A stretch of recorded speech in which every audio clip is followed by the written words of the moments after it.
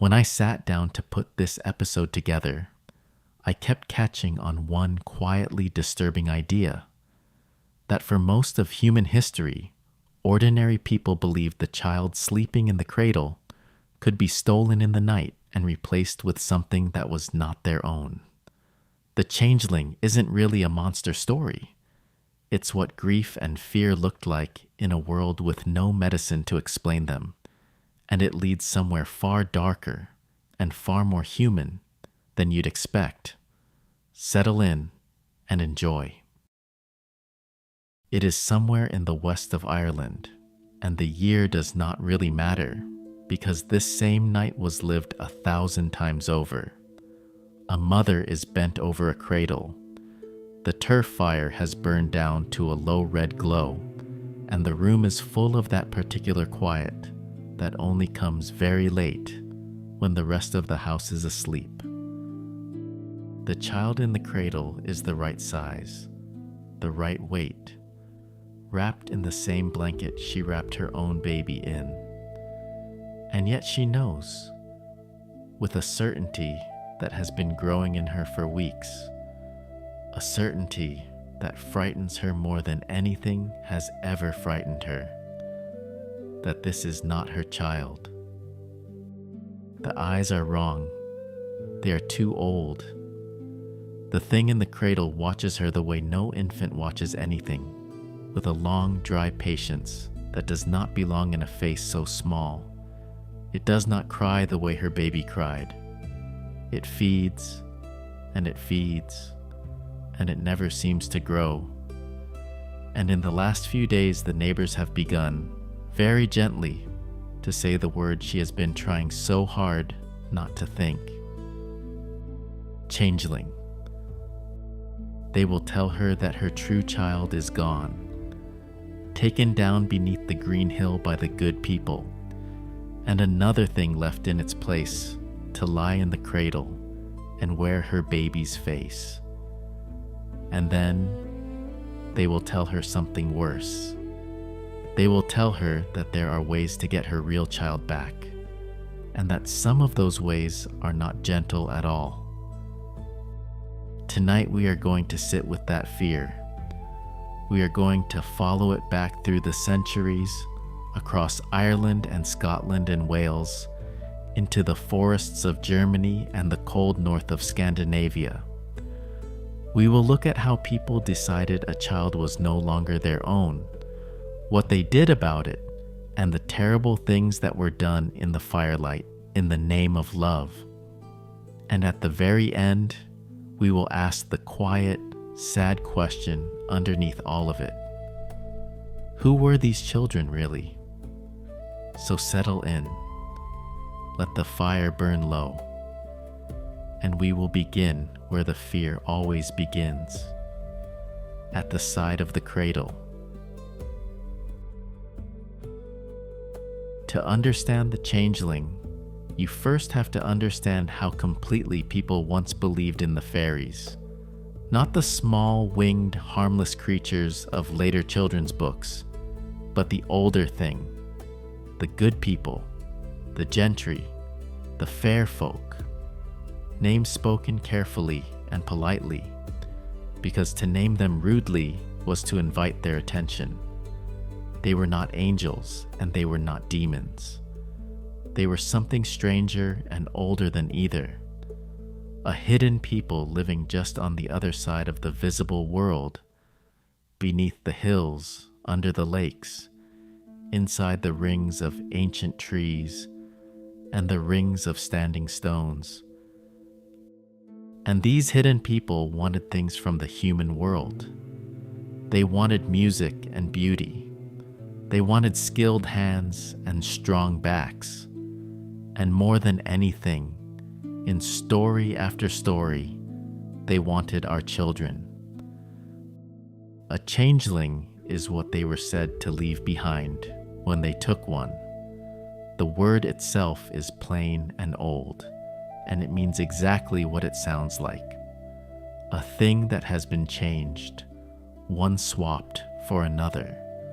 The fairies would steal away a healthy human infant, and set in its place something of their own, a fairy child, or a sickly fairy elder, or sometimes nothing living at all, only a carved piece of wood enchanted to look and breathe like a baby for a little while, before it withered. The terror of the changeling was not really the terror of a monster in the house. It was something closer to home than that. It was the fear that the person you loved most could be quietly replaced by a stranger wearing their skin, and that you might be the only one who could tell. A child who had been warm and laughing, and yours could become, almost overnight, cold and strange and hungry and wrong.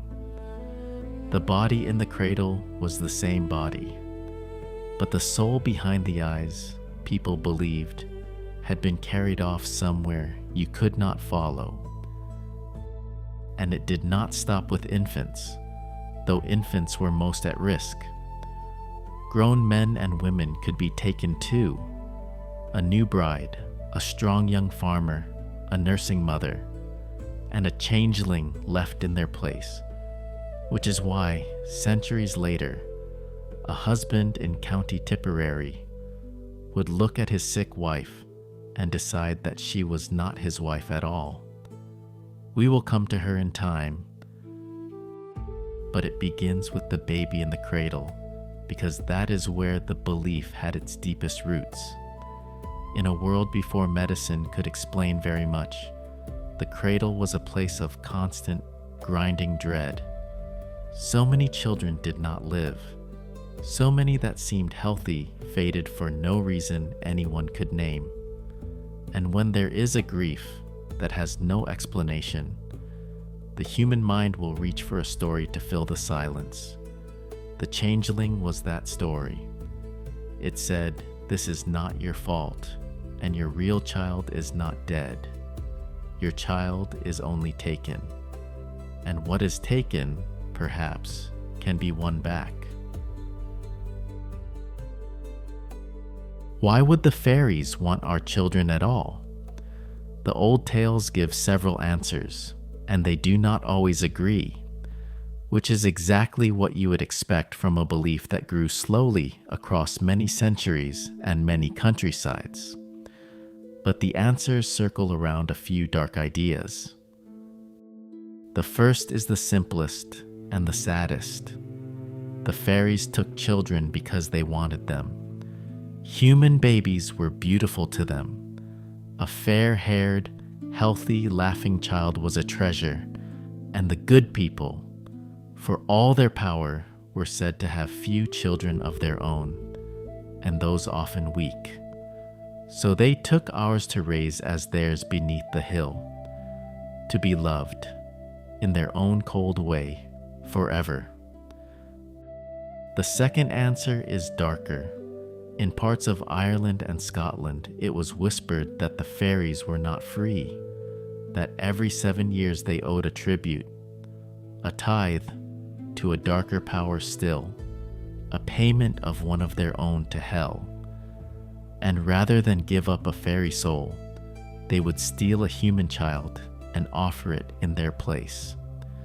This is the belief that lies behind one of the oldest and most beautiful of the border ballads, the tale of Tom Lynn, in which a young man stolen by the fairy queen begs to be rescued before the Taein to hell falls due. To the people who told these stories, your child might be taken not to be loved at all, but to be spent. There was a third reason, more practical and no less frightening. The fairies were said to need human strength and human skill. A human midwife might be carried off in the night to attend a fairy birth. A human nurse might be taken to suckle a fairy child. A strong young man might be wanted for the hurling field or the dance. And a human baby, raised among them, brought new blood into a fading people. And there were rules about who was most in danger, because folklore, for all its terrors, is always trying to give you something to hold on to, some way to protect yourself.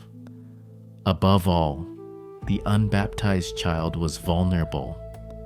In the time before the christening, the baby belonged fully to no one and to nothing, and stood unguarded between the human world and the other one. A child praised too openly was in danger, because to call a baby beautiful out loud was to advertise it, to draw the eyes of the gentry straight to the cradle. The fair and the healthy were taken more often than the plain and the sickly, which is its own quiet cruelty, because it meant the better your child seemed, the more you had to fear. So a mother learned to be careful. She learned not to boast. She learned to spit, or to say, "God bless it," the moment anyone admired her baby, to turn the praise aside. She learned to keep the fire lit and the iron close, and the child watched, because the danger was greatest in exactly the places you could not avoid: at dusk, at the threshold, in the long hours of the night when the fire sank low and the watcher's eyes grew heavy. And the moment a mother slept, the old people said, was the moment the cradle was no longer safe. How did a family come to believe a child had been swapped? Rarely all at once. It came as a slow accumulation of small wrongnesses, each one easy to dismiss on its own, until together they became unbearable. The clearest sign was the body that would not thrive. A baby that had been born plump and well would begin to wither, to grow thin and gray and old-looking, while still feeding hungrily, sometimes more hungrily than before. The changeling was famous for its appetite. It would take the breast or the bowl endlessly and never fill out, as though everything it swallowed went somewhere else, into some bottomless fairy hunger. To a poor family on the edge of hunger themselves, a child that ate and gave nothing back was not only heartbreaking, it was a threat to everyone else at the table.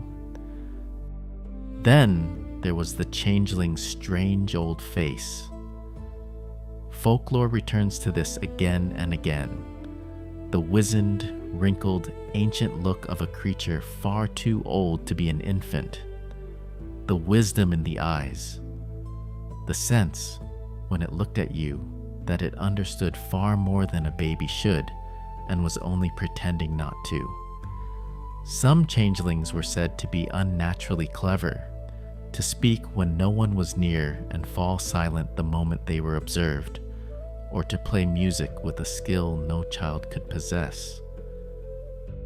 And there was the crying, the endless, inconsolable crying that no comfort could ease, and just as often its opposite, a terrible stillness, a child that did not smile, did not reach, did not seem to know its mother's face, that lay and stared and was somehow absent from its own body, limbs that did not move as they should, a body that flinched and twisted and shook, a child that had once met your eyes and now would not.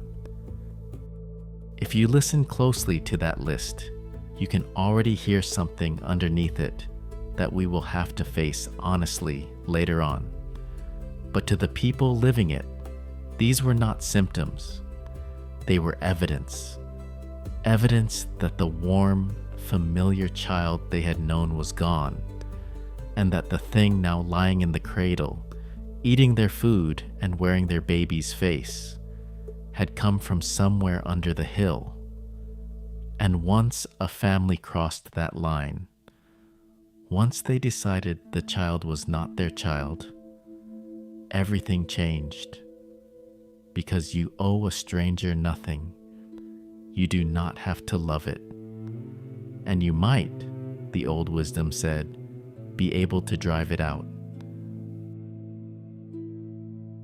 Before anything cruel was done, the family would usually try to be sure, and so the folklore is full of tests, ways to trick the changeling into revealing what it truly was. The gentlest of these, and the most famous, is the Brewing of Eggshells. The story is told all across the Celtic world, and in Germany too, with only small differences.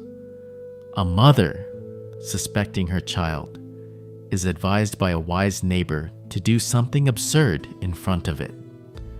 She takes a row of empty eggshells and sets them carefully by the fire, and begins, with great seriousness, to brew beer inside them, or to cook a meal in them, as if to feed all the men of the harvest from these tiny broken shells. And the changeling, watching from the cradle, cannot help itself.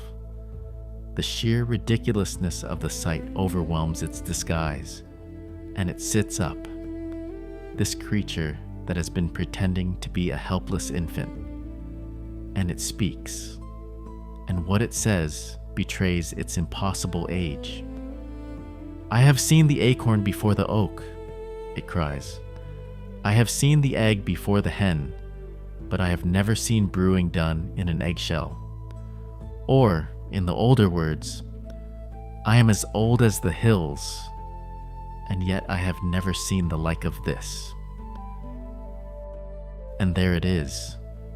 No infant is as old as the hills. The thing has confessed.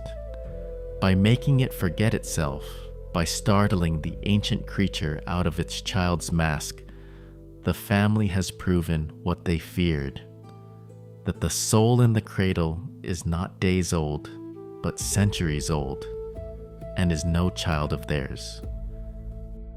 There were other tests, harsher ones. Some involved the threat of harm rather than mere trickery. The idea that a changeling, faced with fire or with iron, would flee up the chimney or out the door, and the true child would be restored. We will come to those, because the line between a test and a torture was very thin, and in the worst cases, it disappeared entirely. But it is worth pausing on the eggshell test, because of what it reveals. It is, when you look at it closely, almost a kind of theater. The family is not really gathering evidence. They have already decided. What the test gives them is permission, a moment in which the child seems to admit, out of its own mouth, that it deserves whatever comes next. The story needs the changeling to confess, because a confession makes the next part bearable, and the next part is the hardest part of all. We have to speak now about what people did to changelings, and there is no gentle way to do it, because the whole logic of the belief led with awful inevitability to a single conclusion. If the thing in the cradle was not your child, then hurting it was not hurting your child. And if you could make it suffer enough, or frighten it enough, the fairies would take their own creature back and return the human baby they had stolen. Many of the so-called cures turned on the changeling's supposed dread of fire and of iron. Iron, cold-worked iron, was poison to the fairy kind throughout all of this folklore. A single iron nail or a pair of open scissors above the cradle was protection, and so iron and fire became weapons. A suspected changeling might be held over the open hearth, or laid upon the fire shovel and held to the flames, on the belief that it would shriek and vanish up the chimney, and the real child drop down in its place. Some were placed on a hot griddle. Some were left out overnight on a dung heap, or at the edge of a fairy fort, exposed to the cold, so that the good people would come and reclaim what was theirs. Others involved the foxglove, that tall, beautiful, poisonous flower the Irish called lusmore, the great herb, and also fairy thimble or dead man's bells. Its juice was forced down the child's throat, or the child was bathed in it, because foxglove was thought to be a fairy plant with power over fairy things. We know now that foxglove is a powerful poison that acts directly on the heart. A child given foxglove tea to drive out the fairy was, in plain terms, being poisoned. It is unbearable to think about, and we should not pretend otherwise. These were not, for the most part, cruel people. That is the thing that is hardest to hold in the mind. In their own understanding, a mother holding her screaming child to the fire was not murdering her baby. She was trying to get her baby back. She had been told, by everyone she trusted, that her real child was alive and well beneath the hill, and that the creature she was hurting was a deathless fairy thing that felt the flames only as a trick to make it flee. The belief did not make monsters of ordinary people. It did something worse. It convinced loving people that an act of horror was an act of rescue. And the law eventually had to step in where compassion and reason had failed. Through the 18th and 19th centuries, there are court records in Ireland, in Scotland, in Scandinavia, across Europe, of children injured and killed as suspected changelings, and of parents and neighbors tried for it, often genuinely bewildered to find themselves accused, because in their minds, no child had died at all. The most famous of all these cases did not even involve a child. It involved a grown woman, a clever, independent, 26-year-old dressmaker, and it happened more recently than you might think. In March of 1895, in the townland of Ballyvadlea in County Tipperary, a woman named Bridget Cleary fell ill. She was 26 years old. She was, by the standards of her time and place, remarkable. A trained dressmaker with her own sewing machine, a keeper of hens, a woman who earned her own money and had a measure of independence unusual for a wife in rural Ireland. She and her husband Michael, a cooper, had no children, and the neighbors, it was later said, found her a little too proud, a little too modern, a little apart. She caught a chill walking to deliver eggs, and it settled on her chest. Most likely bronchitis, perhaps the beginning of pneumonia. She took to her bed and did not get better. Her husband called for the doctor. The doctor was slow to come, and when he came, he was not much help. A priest was called and said mass at her bedside. But Michael Cleary's fear was turning down a far older road. He had begun to consult a fairy doctor, a local man named Gainey, and to listen to the talk in the cottage. And the talk was this, that the woman in the bed, growing stranger and more feverish by the day, was too tall, too fine, too changed, that she was not Bridget at all, that the real Bridget had been taken by the fairies at the nearby ring fort, and that this was a changeling left in her place. Over 2 terrible days, in a crowded cottage full of relatives and neighbors, they tried to drive the fairy out.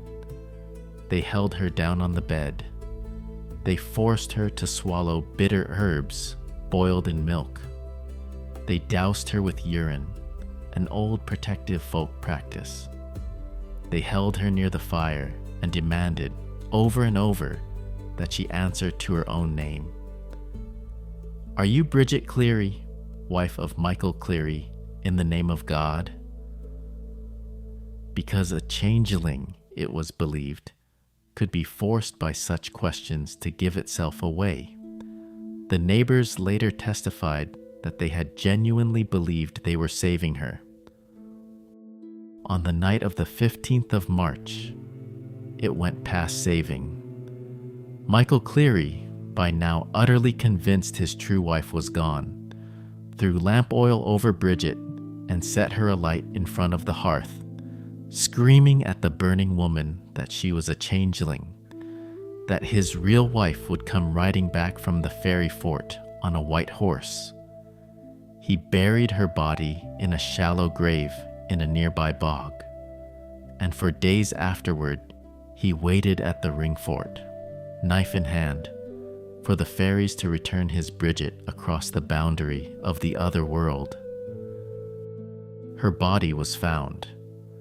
The case became an international sensation.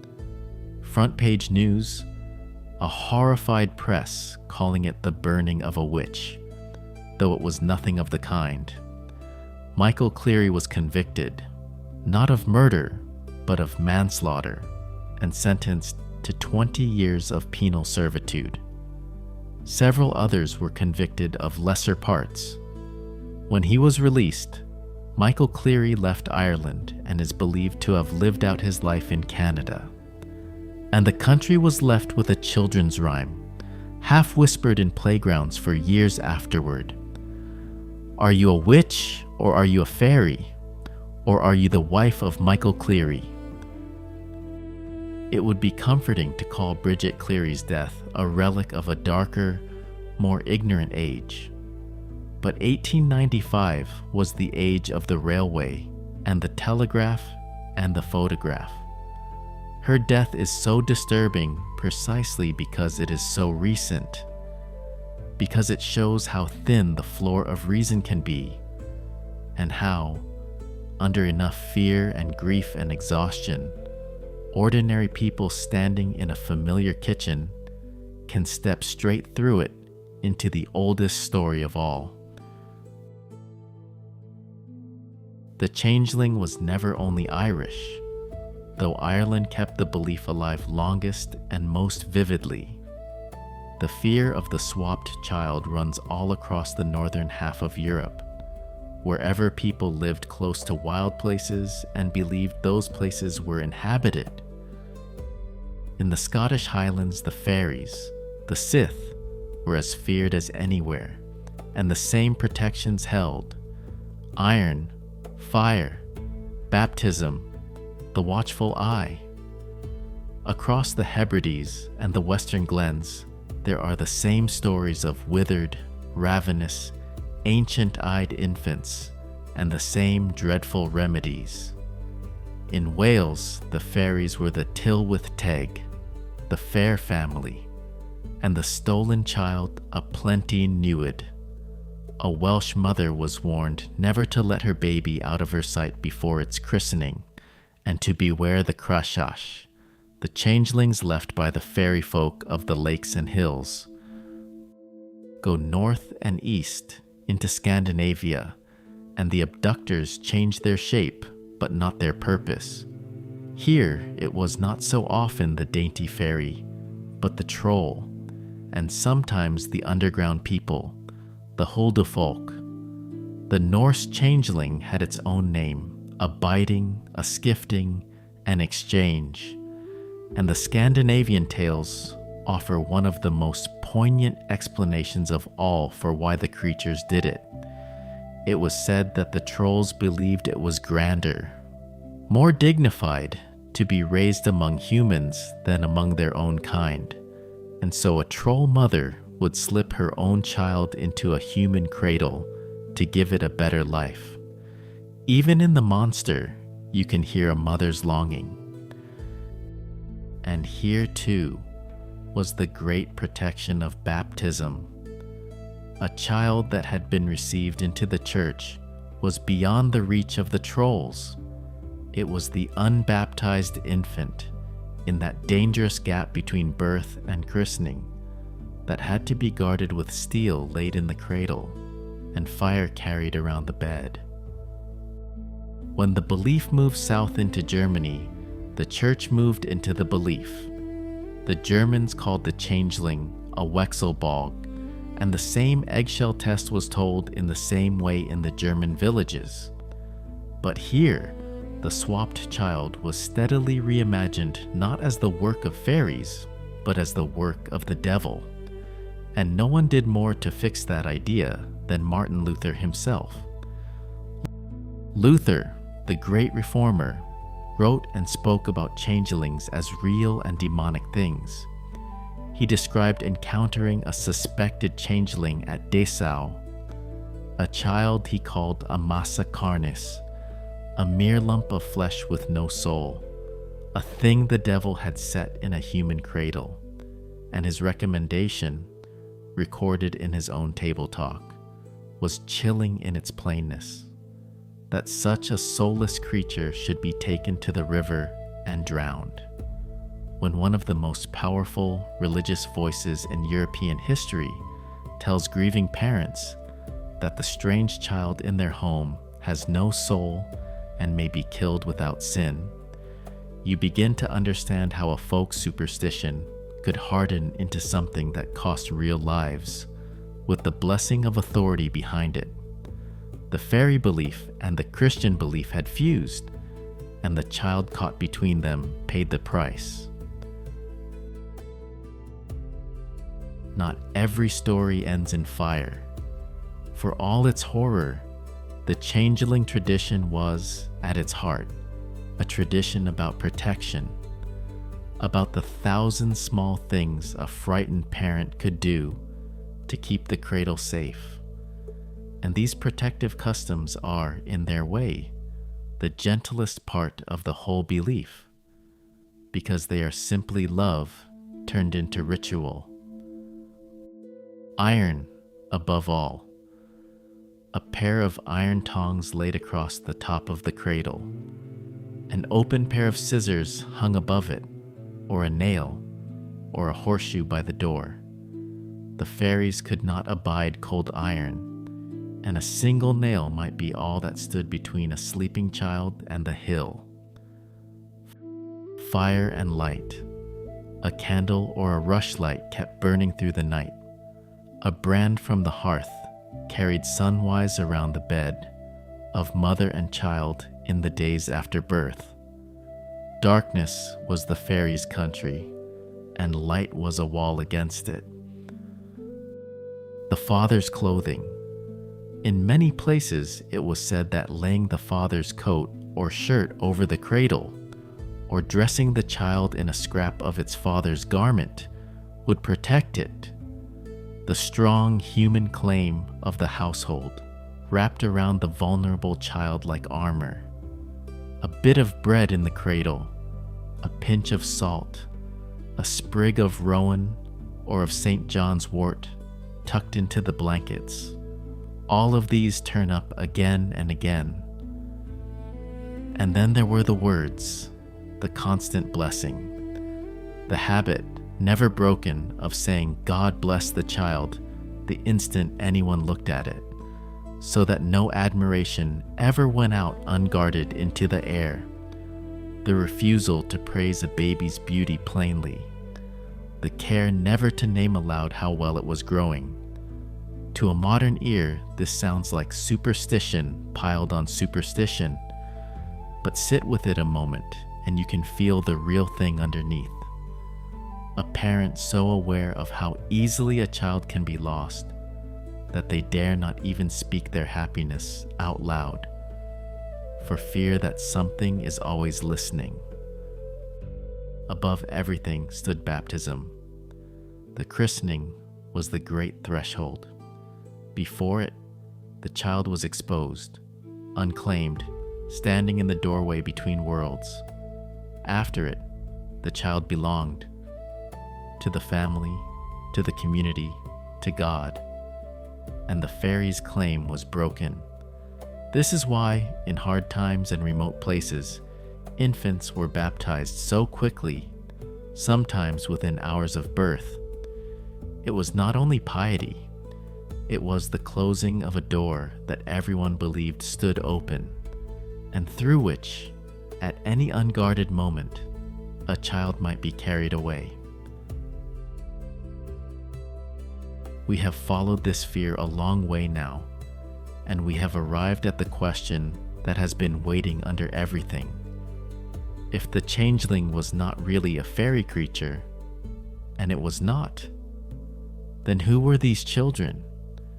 Who were the babies that withered, that would not meet a mother's eye, that cried without end, or lay in an unreachable stillness, that ate and never grew, that seemed, one ordinary day, to become someone else? They were, almost certainly, children we would recognize at once today. Modern scholars who study these stories find in them, with painful clarity, the outlines of conditions that medicine can now name. A baby that thrived and then began to waste away describes failure to thrive, or any of a dozen wasting illnesses of infancy. The wizened, aged look, the thin limbs and swollen belly, matches the appearance of severe malnutrition and certain congenital disorders. The endless hunger without growth, the seizures that twisted small bodies, the sudden fevers. These were the everyday tragedies of childhood in a world with no antibiotics, no nutrition science, no understanding of the things that quietly killed. And there is one pattern in the folklore that is especially hard to read once you have seen it. The changeling that does not smile or reach or babble, that does not seem to know its mother, that will not meet your eyes, that flaps and rocks and shakes, that is fascinated by light or by music, that was developing as expected and then, in the second year, seemed to withdraw from the world and become a stranger in its own cradle. Many writers and many autistic people themselves have looked at that description and recognized it. For centuries, before there was any word for it, autistic and otherwise neurodivergent children were very likely among those called changelings. Children whose only difference was that their minds worked in ways their parents had no framework to understand. Once you see that, the whole tradition tilts, and a kind of grief comes into it, because the changeling story was, at bottom, an explanation. It was the answer a pre-scientific world gave to two unbearable questions. Why did my healthy child sicken and change for no reason I can see? And the question almost too painful to say aloud, why can I no longer feel that this child is the same child I held at birth? The fairy faith gave those parents an answer that, in its way, was merciful. It said, "You did nothing wrong. Your real child is not lost forever. The strangeness is not a judgment on you. It is the work of something outside your home." But the same story that offered comfort also offered permission, and that is its tragedy. The belief that let a parent forgive themselves was the same belief that let a parent harm the child in front of them, because it told them that this difficult, different, suffering child was not really a child at all. The kindest reading of the changeling tradition and the cruelest reading are the same reading. It is, in the end, a story about how human beings respond to a child they cannot understand, and how much depends on whether we choose to meet that child with fear or with love. It is worth saying plainly before we go on, every child once called a changeling was a child, sick or disabled or neurodivergent, or simply dying of something no one could yet name, but a child who deserved tenderness and who lived in a world that too often gave them dread instead. We can study this folklore and find it fascinating and still hold that fact gently at the center of it. And yet the changeling has not left us. It is one of the oldest fears we have, and it has proven far too powerful to die just because we no longer leave iron in the cradle. You can find it everywhere in our stories, once you know its shape. It is in every tale of the loved one who comes home subtly wrong. The husband returned from the war, who is not quite the man who left. The friend who steps through the door wearing a smile that does not fit. It is in the body snatcher and the imposter and the double. It is in every quiet domestic horror where the danger is not a monster breaking in, but a familiar face that has, somehow, been replaced. The changeling is the ancestor of all of them. It is the fear that the people we love most are also, in some sense, unknowable, that we can never be entirely certain of the soul behind the eyes across the breakfast table. It survives because it is built out of something true. People we love do change. Illness changes them. Age changes them. Grief and time and the slow work of the years change them, until one day we look up and feel, with a small private shock, that we are sitting with a stranger who has our beloved's face. The fairy faith gave that universal, wordless feeling a shape and a name and a green hill to live under. That is what folklore does.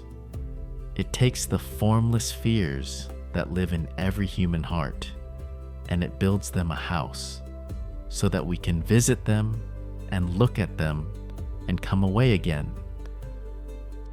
So the next time you hear the word, in an old ballad, in a horror film, in a fantasy novel where the changeling has become something almost glamorous, remember the cradle in the firelight.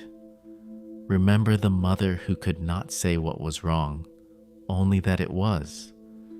Remember Bridget Cleary and the children with no name for what made them different, and the long, sad human attempt to explain a love that had become a fear.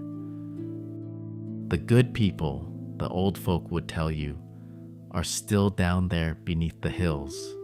They are patient. They are watching, and they have always wanted what is most precious to us. Keep the iron close, keep the fire lit, and bless the child every time before you look away.